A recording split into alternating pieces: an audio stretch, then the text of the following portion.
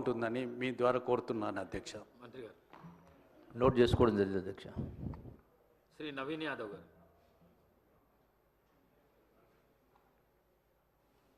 Speaker గారికి, deputy speaker గారికి, గౌరవ ముఖ్యమంత్రి గారికి, మంత్రులకు, గౌరవ మంత్రులకు, సభ్యులకు, అధికారులందరూ కూడా నమస్కారం.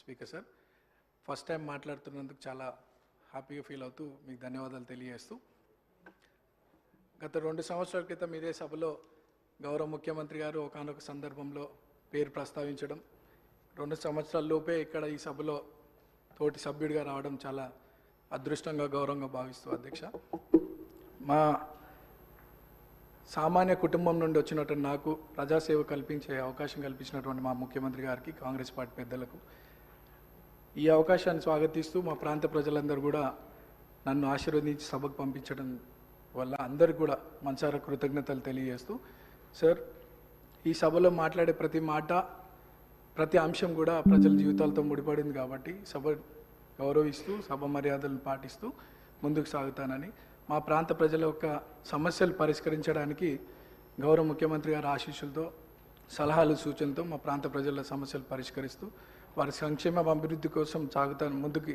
అదే నా లక్ష్యంగా పెట్టుకొని ముందుకు సాగుతానని.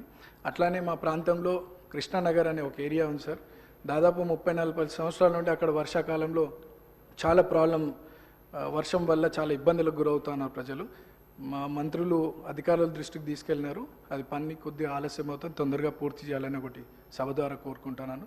అట్లానే హై టెన్షన్ లైన్స్ మా ప్రాంతంలో ఉండడం వల్ల 10ల సంఖ్యలో ప్రజలు చనిపోయినటువంటి విషయం పూర్వంలో, అది కూడా అధికారుల దృష్టికి తీసుకెళ్ళినారు. అది కూడా అండర్ గ్రౌండ్ కేబులింగ్ ఫాస్ట్గా చేస్తే ఆ ప్రాంత ప్రజలు సురక్షితంగా ఉంటారనేది ఒక సందేశం మీ ద్వారా అందిస్తున్నాను అధ్యక్ష.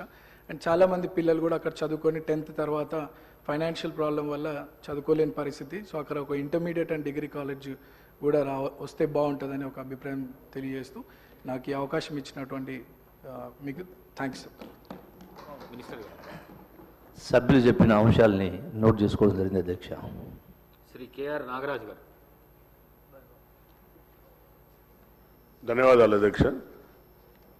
గత నెల జరిగిన మోంతా తుఫాన్ వల్ల అధ్యక్ష, మనందరికీ తెలుసు, కాకతీయుల కట్టిన మహానగరంలో, ఆ నగరంలో కట్టిన గొలుసు చెరువుల ద్వారా వచ్చిన ఆ యొక్క వాటర్ వల్ల చాలా కాలనీలన్నీ కూడా జలమయమైన అధ్యక్ష.